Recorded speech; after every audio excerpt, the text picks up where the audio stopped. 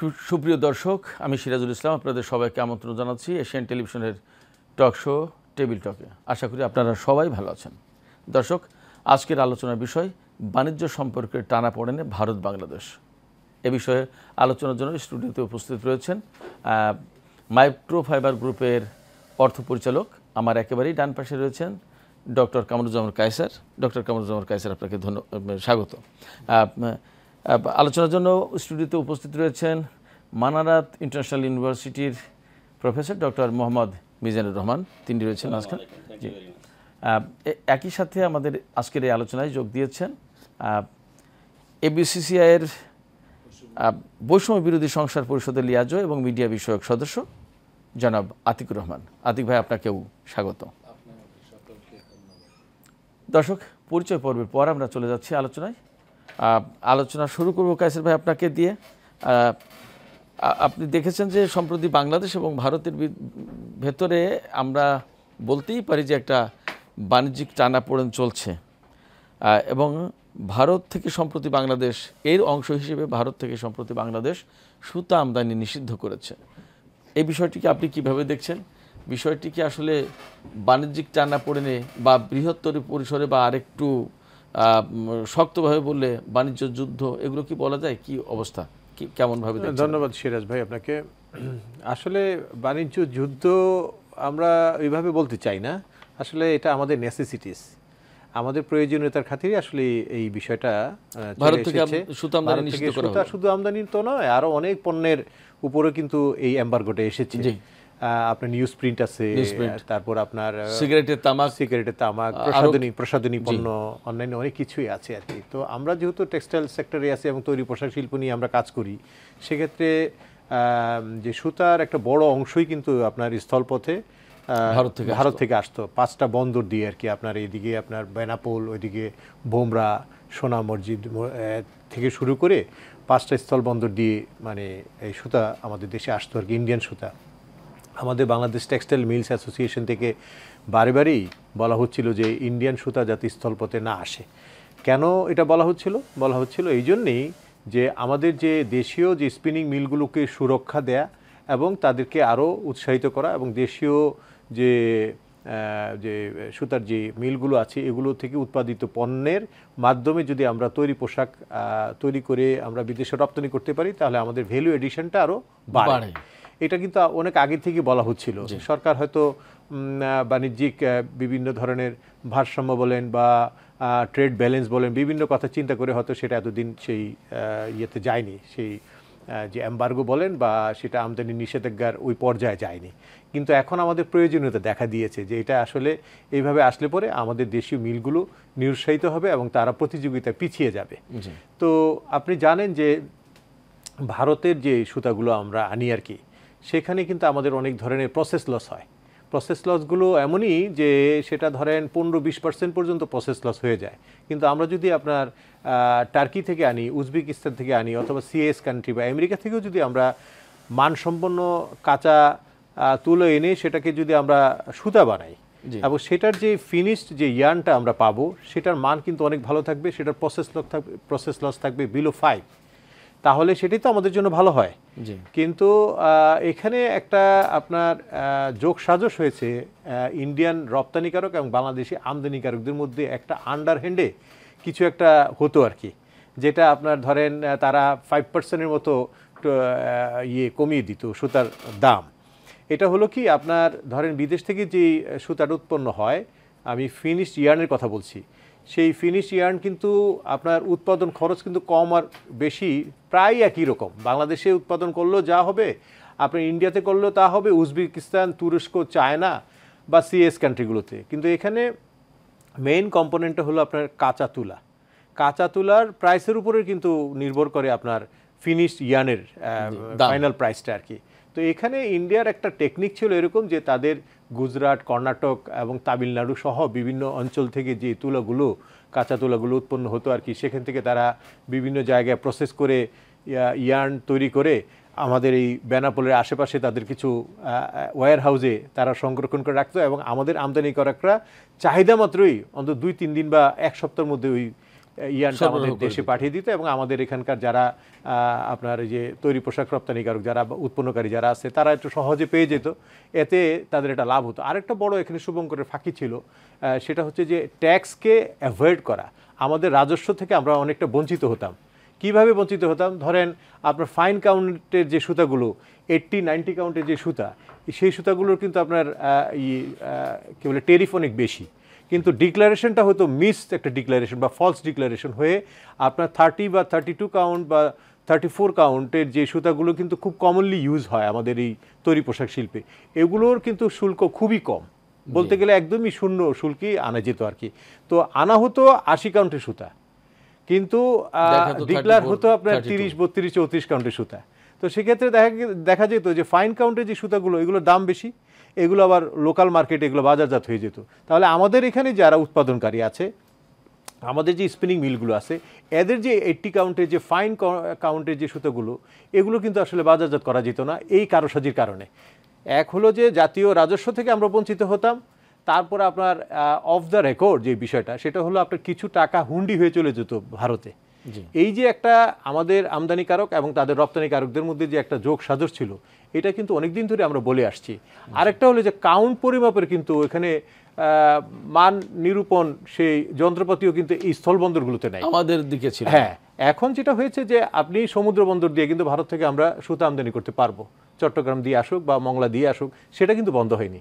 সেখানে কিন্তু একটা সিস্টেম আছে, সেখানে একটা টেরিফ ভ্যালু আছে, এবং আমরা অন্যান্য যে সুতাগুলো বিভিন্ন দেশ থেকে আনি, সেখানে কিন্তু যে প্রসেসে আসছে, ইন্ডিয়া যদি সেই দিক দিয়ে আসে তাহলে আমরা শুল্কও আমরা প্রপারলি পাবো, আমাদের রাজস্ব থেকে আমরা বঞ্চিত হব না।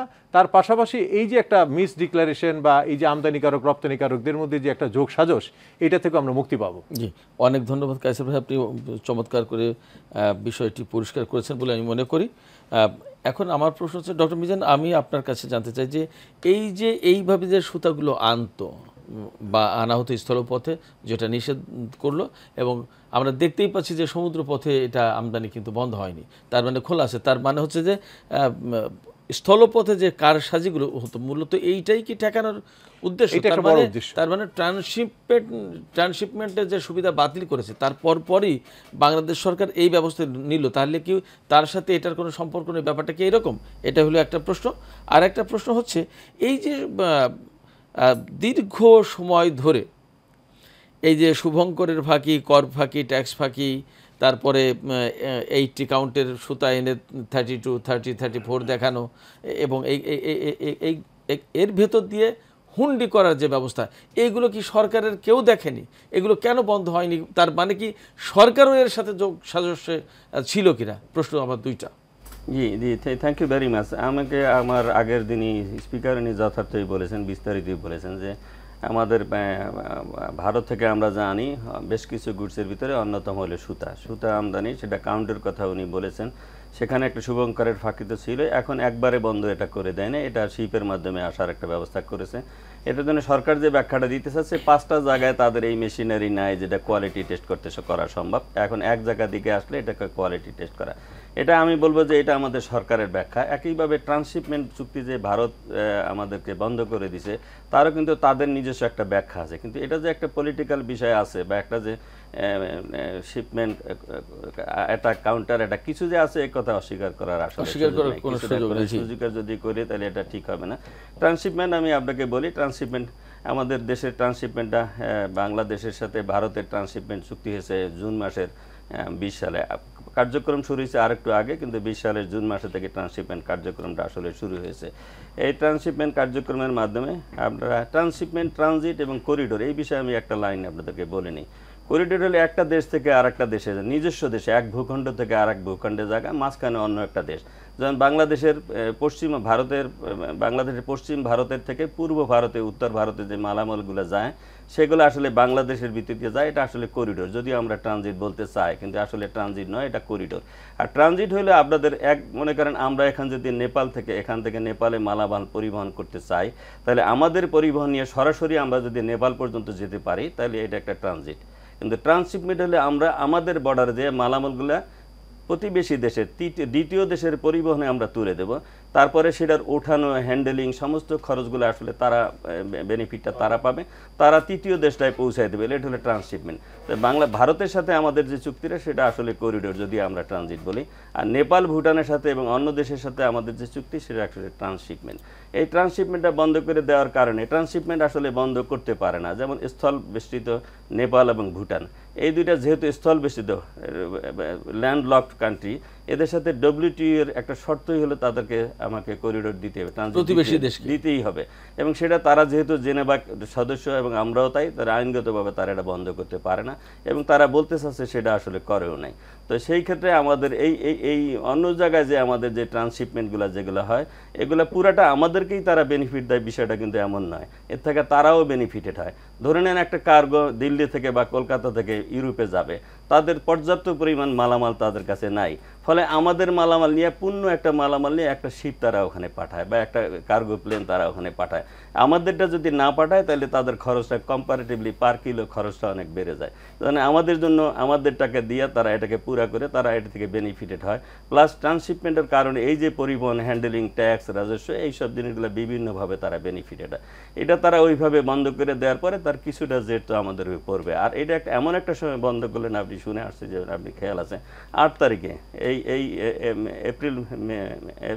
এপ্রিল মাসের 8 তারিখে, এবং আমাদের বাণিজ্য, আমাদের যে ইনভেস্টমেন্ট সামিট চলতেছিল 7, 8 এবং 9, 10, ঠিক সেই সময় ভারত, সেই সময় এটা আসলে তাদের একটা টার্গেট ছিল যে এটা আসলে আমাদেরকে ইনভেস্টমেন্ট, যে বিদেশি ক্লায়েন্টদেরকে দেখানো যে তোমরা যদি এখানে ইনভেস্ট করো তাহলে তোমরা বিপদে পড়বে, কারণ তাদের ট্রান্সশিপমেন্টের ব্যবস্থা নাই।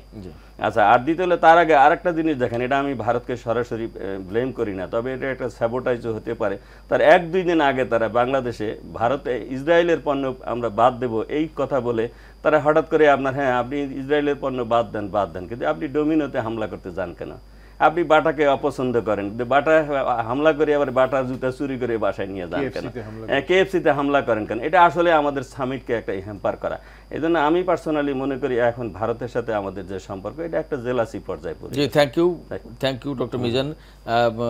আতিক ভাই, আমি আপনার কাছে জানতে চাই, মিজান ভাই যে কথা বলেছেন তার ভিতর থেকে একদম পরিষ্কার কিছু মেসেজ চলে এসেছে। সেটা হচ্ছে যে আমাদের বিনিয়োগ সম্মেলনের সময় ভারত ট্রান্সশিপমেন্ট বাতিল করেছে, তার মানে আমাদের বিনিয়োগ যারা করতে চায় আমাদের দেশে বা করতে পারতো, তাদের কাছে ভুল মেসেজ দেওয়া যে Bangladesh is not secured and they have no transshipment facilities. ব্যাপারটা যদি তাই হয়, তাহলে এখন তো পরিষ্কার হয়ে গেল যে বাংলাদেশ হয়তো তার বিপরীতেই একটা অংশের ব্যবস্থা নিয়েছে। প্রশ্ন হচ্ছে যে এই যে, এবং ডক্টর মিজানের কথা থেকে একথাও পরিষ্কার আমরা বুঝতে পারছি, উনি বলেছেন এই কথা যে ওই সময় যে ইসরায়েলি পণ্যের বিরুদ্ধে যে একটা আন্দোলন হলো, ভাঙচুর হলো, খানিকটা লুটপাটের কথাও বলা যাবে, বা চুরিচামারির সাথে যুক্ত হয়েছে, এই সমস্ত স্যাবোটেজমূলক কাজ হয়েছে, এর পেছনে ভারতের ইন্ধন রয়েছে বলে মনে করা হয় বা মনে করা যাচ্ছে। আপনার কি মনে হয়? এটা একটা প্রশ্ন। আর একটা প্রশ্ন হচ্ছে যে এই যে এক ধরনের লড়াই যদি আমরা নাও বলি, তাহলেও পাল্টাপাল্টি পদক্ষেপ, এই জায়গায় বাংলাদেশ কতটা শক্ত অবস্থানে থাকতে পারবে? ধন্যবাদ। আমরা যে বিষয়টা নিয়ে কথা বলছিলাম যে আমাদের বাংলাদেশ ইনভেস্টমেন্ট সামিট এবং তার সাথে সাবোটাইজ, আপনি দেখেন আমাদের আগস্ট মাসের পরে আমাদের প্রফেসর ইউনুস যখন আমাদের স্যার যখন দায়িত্ব গ্রহণ করলেন, তারপর থেকেই নানানভাবে একটা অস্থিতিশীল পরিবেশ সৃষ্টি করার জন্য নানান ধরনের প্রতিবেশী আর বলেন আর বিদেশি বলেন অপচেষ্টায় লিপ্ত ছিল। সর্বশেষ প্যারেকটি তারা মারতে চেয়েছিল যে কোনোভাবেই বাংলাদেশকে সফল হতে দেওয়া যাবে না। অর্থাৎ যখনই এখানে বাংলাদেশে 550 ইনভেস্টর আসলো, আমরা সারা 2 দিন ব্যাপী, 2 দিন কি 4 দিন ব্যাপী অলমোস্ট আমরা ফুল টাইম, যখন আমরা যারা ব্যবসায়ী প্রতিনিধিত্ব করি, আমরা যারা ব্যবসাকে কিভাবে আরও বেশি আমাদের দেশের মানুষের জন্য সহজলভ্য করা যায়, বিদেশিদের কাছে এতদিন আমরা ধর্ণা দিতাম, এখন যেখানে বিদেশিরা আমাদের কাছে আসছে, ঠিক সেই সময়ে কি করা হলো? ট্রান্সশিপমেন্ট বাতিল করা হলো। আমাদেরকে আগে যেভাবে ভাবতো যে আমাদেরকে এরকম একটা হুমকি যদি দেয় তাহলে হয়তো আমরা একদম চুপসায়ে যাব, কিন্তু এ কথা মনে রাখা উচিত যে আমরা স্বাধীনতার 50 বছরে আমরা কিন্তু তিলে তিলে অনেকগুলি সেক্টরে তাদের থেকে অনেক দূরে এগিয়ে আছি। এবং আমরা সাথে সাথে দেখেন আমাদের বাণিজ্য মন্ত্রণালয় কিন্তু একটা তাৎক্ষণিক প্রতিক্রিয়া জানিয়েছে, রাত্র 2টার সময় 12টা থেকে 2টা পর্যন্ত কিন্তু আমাদের বাণিজ্য উপদেষ্টা আপনার ব্রিফ করেছেন এবং বলেছেন যদি আমরা মানে রোডের সাইডে আমরা করতে না পারি আমরা বিমানের আমরা সেই শিপমেন্টগুলো আমাদের নেপাল এবং ভুটানের সাথে যে ইয়েটা আছে সেটা করবে। এবং আরেকটি বিষয় পরিষ্কার যে আপনার এখন আমাদেরকে একটা বিষয়ে আমাদের সকলের মনে রাখতে হবে, দেখেন আমাদের কিন্তু ব্যবসা বাণিজ্য ঘাটতি কিন্তু কয়েকটি দেশের সাথে সবচেয়ে বেশি, তার মধ্যে ভারত একটা অন্যতম দেশ। আমাদের আরেকটা ঘাটতি দেখেন, আপনারা দেখেন ঠিক বৃহত্তম ঘাটতি হলো ভারতের সাথে আমাদের। আপনি দেখেন ইউএস এর সাথে আমাদের $6 বিলিয়ন বাণিজ্য ঘাটতি। এখন এই $6 বিলিয়ন বাণিজ্য সারপ্লাস আমরা ইউএস এর সাথে। এখন তাহলে সেখানে যদি আমাদের এটাকে দেখেন, আমাদের উপর সেখানেও কিন্তু ট্যারিফ বেড়ে গেছে 37% করা হয়েছে, যদিও 3 মাসের জন্য।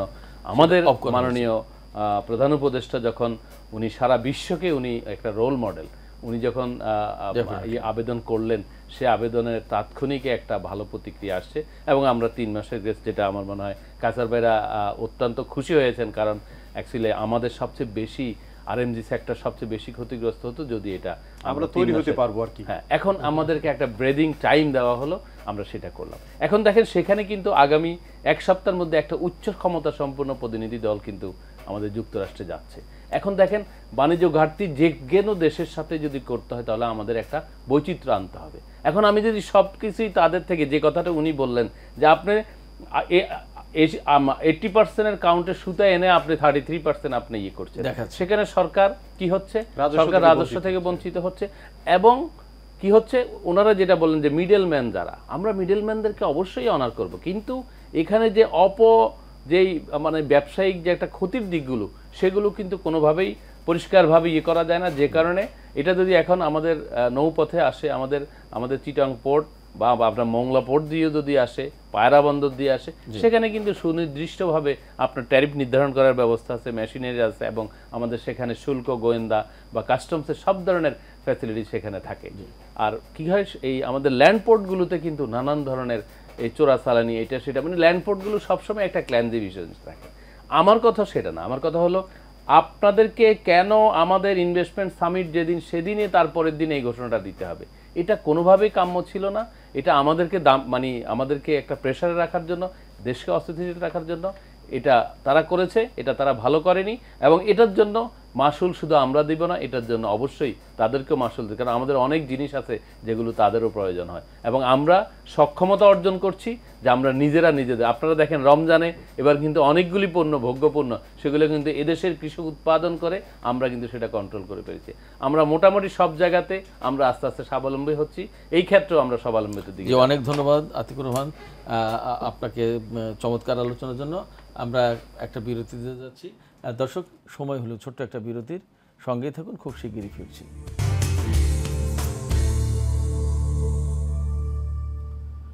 দর্শক, বিরতির শেষে ফিরে এলাম। আপনারা আছেন এশিয়ান টেলিভিশনের সাথে, দেখছেন টেবিল টক। ডক্টর কায়সার, আলোচনা আমরা আবার ফিরলাম আপনার কাছে। এবারও আপনার কাছ থেকেই শুনতে চাই শুরুতে। সেটি হচ্ছে যে আতিক ভাই বলছিলেন যে ভারতকেও মাসুল দিতে হবে, অর্থাৎ এই যে বিনিয়োগ, তিনি পরিষ্কার করে বলেছেন, ডক্টর মিজানও পরিষ্কার করে বলেছেন যে বিনিয়োগ সম্মেলনের সময় যে ঘোষণা দিয়েছেন ট্রান্সশিপমেন্ট বাতিলের বিষয়টিকে তারা কেউই ভালোভাবে নেয়নি, এবং বাংলাদেশের পক্ষে এটা আসলে ভালোভাবে নেওয়া সম্ভব না। বিকজ এটা খুবই গুরুত্বপূর্ণ একটা ইন্টারন্যাশনাল সামিট হচ্ছিল, যেখানে বাংলাদেশ সরকার এই রকম একটা নাজুক সময়ে বড় রকমের একটা বিনিয়োগ আশা করছিল। ঠিক সেই সময় ট্রান্সশিপমেন্টের সুবিধা বাতিল করে দিয়ে আন্তর্জাতিক বিনিয়োগকারীদের কাছে এই মেসেজই দিতে চেয়েছে যে বাংলাদেশে অনেক ফ্যাসিলিটিস নেই, তার ভিতরে বাংলাদেশ আমার উপরে এই ক্ষেত্রে ডিপেন্ডেন্ট ছিল, আমি এই ফ্যাসিলিটি বাতিল করে দিলাম, অতএব তোমরা বিপদে পড়বা, ওখানে ইনভেস্টমেন্ট করার পরিবেশ নেই, বরং ইনভেস্টমেন্টটা করলে ভারতে করো, হয়তো এই মেসেজ দিতে চেয়েছে। সেক্ষেত্রে একটু পাল্টা ব্যবস্থা নিয়েছে বাংলাদেশ। প্রশ্ন হচ্ছে, এবং পুরো জাতির ভেতরে এই প্রশ্ন ঘুরপাক খায়, কারণ আমাদের কাছে মানে ভারতকে অনেক বড় শক্তিশালী রাষ্ট্র, অনেক বড় দেশ, তার উপর আমাদের অনেক কিছু নির্ভরশীলতা এই রকমভাবে কিন্তু তুলে ধরা হয়েছে, এবং সেই কারণেই এই প্রশ্ন ঘুরপাক খায় যে আমরা এরকম অবস্থায় টিকে থাকতে পারবো কিনা, অর্থাৎ আতিক ভাইয়ের ভাষায় যদি বলি ভারতকে মাসুল দিতে হবে, আমরা মাসুল আদায় করতে পারবো কিনা, কি মনে হয় আপনার? হ্যাঁ, ধন্যবাদ আপনাকে। বিষয়টা খুব কঠিন শব্দই মনে হয়, মাসুল আর কি কথাটা। তো আসলে যখন আমরা প্রতিবেশী রাষ্ট্র, আমরা যখন নিজেকে বন্ধু মনে করি, তারা তো সবসময় আমাদেরকে বন্ধু সুলভ আচরণের প্রত্যাশা তাদের কাছ থেকে যেটা আমরা করেছি, আদৌ কি আমরা সেটা পেয়েছি? আমরা কিন্তু তাদেরকে যতটা বন্ধু মনে করি, তারা কি সে আমাদেরকে তেমন বন্ধু মনে করে? তারা তো আমাদেরকে তেমন বন্ধু মনে করে না, প্রতিপক্ষ মনে করে।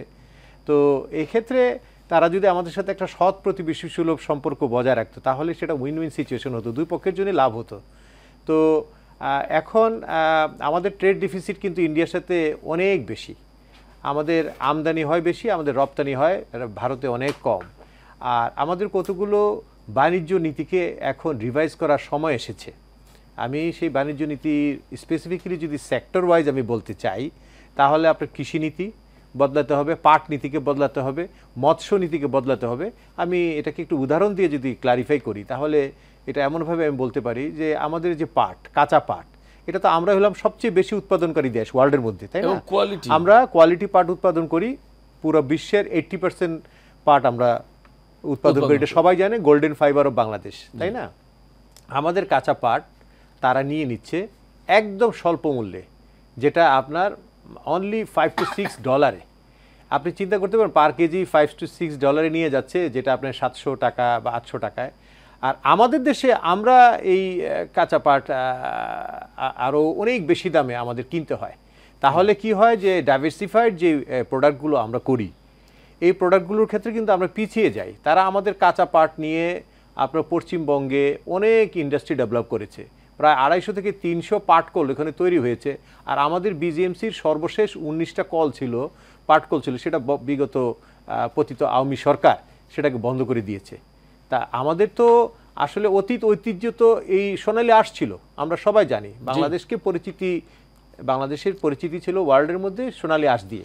আমরা এটাকে ওয়ার্ল্ডের মধ্যে এটা একটা আইকনিক একটা আইটেম, এটা দিয়ে কিন্তু আমাদের ব্যাপকতা আরও বেড়ে যেত, এবং এখান থেকে আমাদের আপনার বৈদেশিক বাণিজ্যে বিরাট বড় একটা অবদান ছিল। প্রায় আপনার 7 থেকে 8 বিলিয়ন US$ কন্ট্রিবিউশন করা যেত। এখন 1 বিলিয়নের কন্ট্রিবিউশনও নাই টোটাল ইকোনমিতে।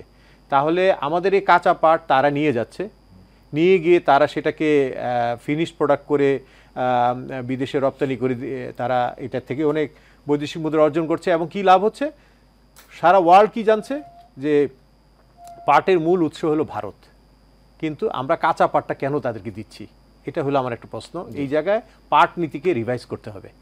আরেকটা যেটা বললাম আমি, যে আপনার মৎস্য নীতি, আপনি ইলিশ মাছের কথা যদি আমি বলি, ইলিশ মাছ আপনার আমাদের গভীর সমুদ্র বন্দরে, গভীর সমুদ্রে যে ইলিশ মাছ আহরণ করা হয়, এটা তারা দাদন দিয়ে রাখে আপনার 2 বছর 2.5 বছর আগে থেকেই তারা অ্যাডভান্স পেমেন্ট করে রেখে কম মূল্যে কেজিতে মাত্র $3, $2.5 $3 কিন্তু ইন্ডিয়ানরা আমাদের এই ইলিশ মাছ নিয়ে যাচ্ছে। যেখানে $3 বা $4 কত হয় আপনার, ধরেন 500 টাকা হয় কেজি।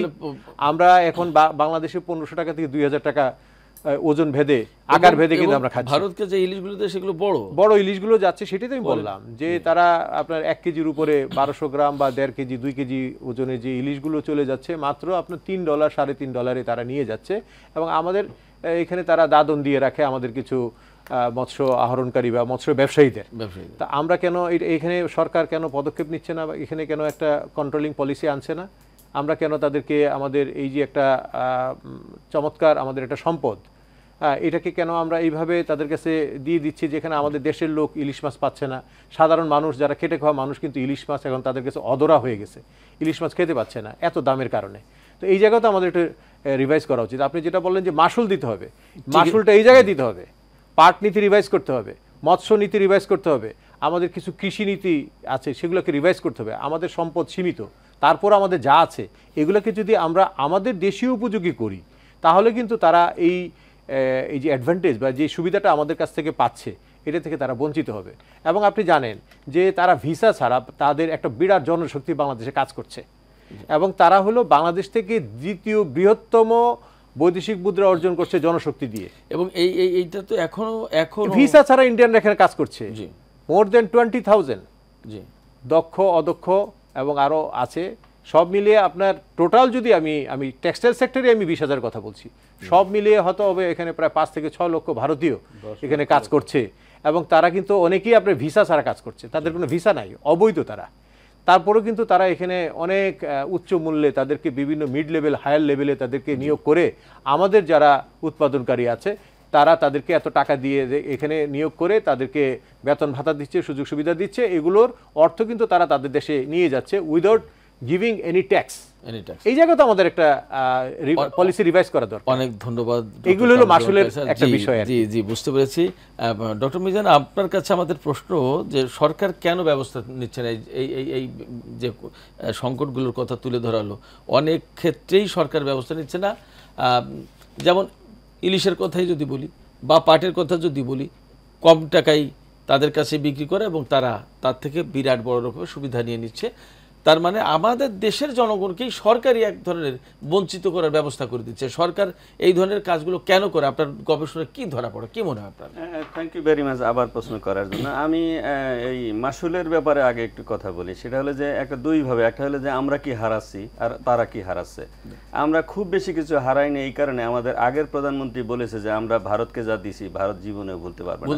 কিন্তু ভারতও আমাদেরকে দিছে, সেটা বাংলাদেশকে নয়, একটা দলকে দিয়ে তাকে ফ্যাসিস্ট বানাইছে। ফ্যাসিস্ট মানে আজকে তারা বিতাড়িত হয়েছে।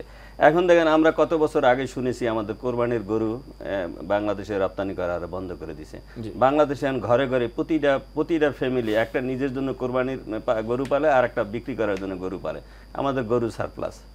সুতরাং এটা শুনে আমাদের ভিসা পদ্ধতি তারা বন্ধ করে দিছে। ভিসা পদ্ধতিতে দুইটা জিনিস হচ্ছে, একটা চিকিৎসা ব্যবস্থা আমাদের সমস্যা করেছে, আর একটা হলে আমাদের দেশের মানুষগুলো ট্যুরিজমে যেত। মজার হয়েছে যে প্রতিটা জিনিসই ভারত বেশি বেনিফিটেড হইতো, এবং আমরা যেহেতু ওদের কাস্টমার ক্লায়েন্ট, সুতরাং ক্লায়েন্ট যদি আমরা হই তার বিক্রেতার সারা বিশ্বে অভাব নেই। সুতরাং আমরা ওখানে ভারতের যে কলকাতা বা, যদিও নরেন্দ্র মোদী একটা ভিন্ডিকটিভ মানুষ, প্রতিশোধ পরায়ণ মানুষ, প্রতিশোধের কারণে সে এগুলা করে, কিন্তু আপনি ভিসা বন্ধ করার কারণে আপনি দেখেন যে কি পরিমাণ হাহাকার কলকাতায় পরে চলে গেছে। কলকাতার 80% চিকিৎসা এইভাবে চলতো শুধু আমাদের বাংলাদেশি দিয়ে, সেটা তারা রাস্তায় তারা কান্নাকাটিছে, পেঁয়াজগুলো পড়তেছে, সবগুলো পড়তেছে। আমাদের দেশের মানুষের এগুলো না হলে আমাদের এগুলো দেওয়ার মানুষের কোথাও অভাব নাই। এটা হলে আমাদের দেশে আমরা এর বিকল্প ব্যবস্থা আসলে করে ফেলতে পারি সব কিছু। আপনাকে আর একটা কথা বলি, ওদের থেকে আমদানি করে আমরা আসলে খুব একটা লাভবান হতো না বিভিন্ন দুর্নীতির কারণে। আপনি একটা তথ্য হয়তো আপনি জেনে থাকবেন, বাংলাদেশ কলকাতায় বন্ধ দিয়ে ট্রান্সশিপমেন্ট করতো এখানে, সেই ট্রান্সশিপমেন্ট মালামালগুলা কলকাতায় না করে আমরা মালদ্বীপ থেকে করা শুরু করেছি। মালদ্বীপ বাংলাদেশ থেকে অনেক দূরে, তারপরে পার কিলোতে আমাদেরকে $1 থেকে $1.5 পর্যন্ত খরচ বেঁচে যেত। প্রতি কিলোতে আমাদের $1 থেকে $1.5 পর্যন্ত খরচ বেঁচে যেত। আরেকটা এই প্রসঙ্গে না হলে একটু ভিন্ন কথা বলি, বাংলাদেশে যে রাডার আকাশপথে বিদেশি যে কোনো পরিবহন যদি ঢোকে তাকে $500 পর্যন্ত তাকে ট্যাক্স দিতে হয়।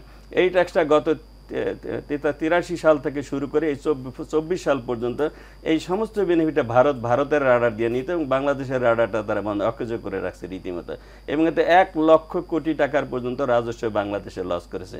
শুধু রাজস্বই লস করে নাই, বাংলাদেশের আকাশ সীমাটা ছিল ভারতের দখলে।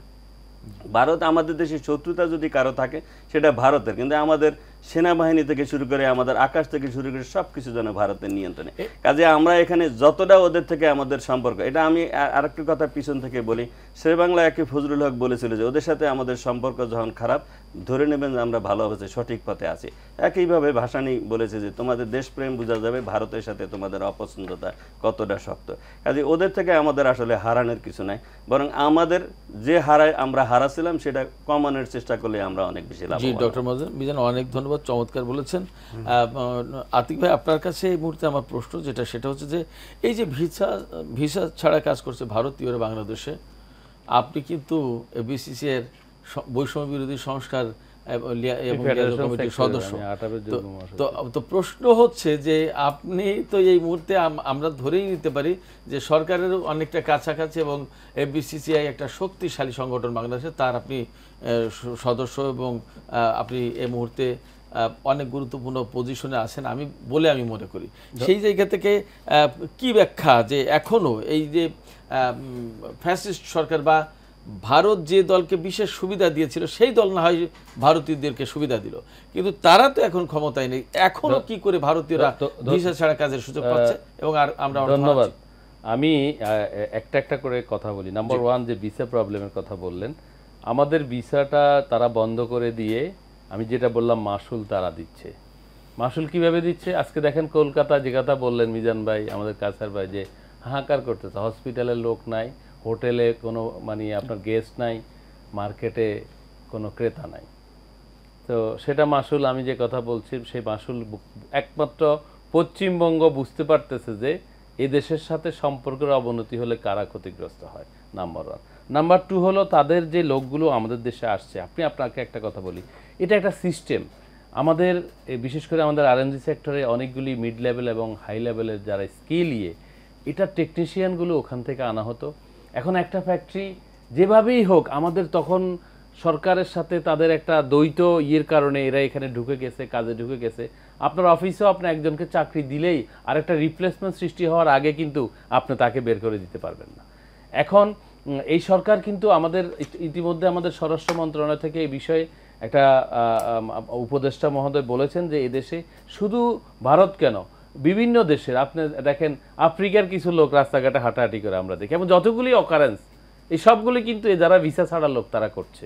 এবং আমাদের থেকে, আমি যেহেতু এভিয়েশন সেক্টরকে রিপ্রেজেন্ট করি, আটাবের আমি যুগ্ম মহাসচিব, আমরা কিন্তু স্পষ্ট প্রস্তাবনা দিয়েছি যে এদেশে কোনো লোক বৈধভাবে অবৈধভাবে থাকতে পারে না, অর্থাৎ তাদেরকে বৈধতা নিয়ে আসতে হবে। চাকরি হলে তার যিনি এমপ্লয়মেন্ট সৃষ্টি করছে তিনি তাকে দিবে, সে ভিসা করে। আজকে চাইনিজরা আমাদের এখানে কাজ করছেন, আমার প্রতিষ্ঠানে চাইনিজ কাজ করছেন, আমি কিন্তু তাকে এমপ্লয়মেন্টের মাধ্যমে নিয়ে আসছি। ভারতের উচিত, এটা আমি নির্লজ্জভাবে বলতে চাই না, যে যেই দেশটিকে এতই খারাপ আপনার, সেখানে আপনার এখনো প্রায় 50 থেকে 1 লক্ষ লোক বাংলাদেশে কাজ করছে।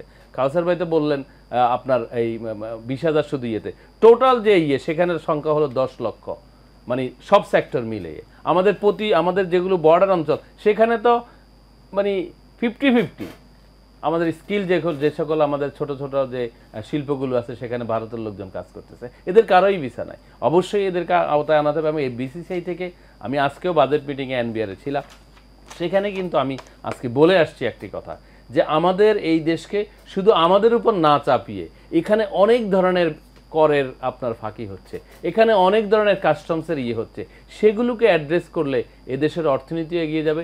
এবং আরেকটি কথা আপনাকে বলি, ভারত আমাদেরকে পেঁয়াজ রপ্তানি বন্ধ করে দিয়েছিল, আমরা কিন্তু 120 টাকা 180 টাকা পর্যন্ত পেঁয়াজ আমরা ক্রয় করেছি, তারও বেশি হয়েছিল সম্ভবত 200 টাকা উপরে চলে গেছে। কিন্তু আল্লাহর কি মেহেরবানি, এই রমজান মাস আমি অবশ্যই আমাদের বর্তমান সরকারকে ধন্যবাদ জানাবো, আমরা কিন্তু 30, 35, 40 টাকা আমরা পেঁয়াজ আমরা খেয়েছি। এবং এবার আমাদের যে পেঁয়াজের যে ফলন, আমি নিজেও 3 বিঘা আপনার এই অবস্থা দেখে বললাম যে ঠিক আছে, করে দেখি না কি অবস্থা।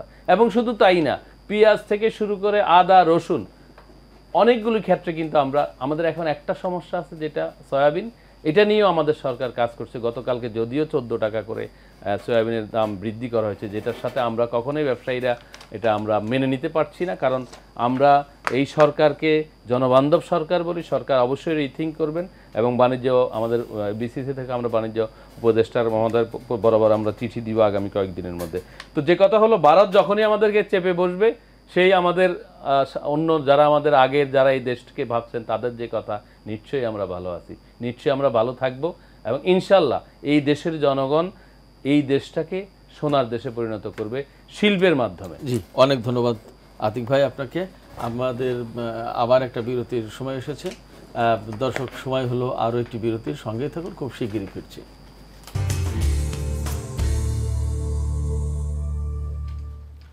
দর্শক, বিরতি শেষে ফিরে এলাম। আপনারা আছেন এশিয়ান টেলিভিশনের সাথে, দেখছেন টেবিল টক।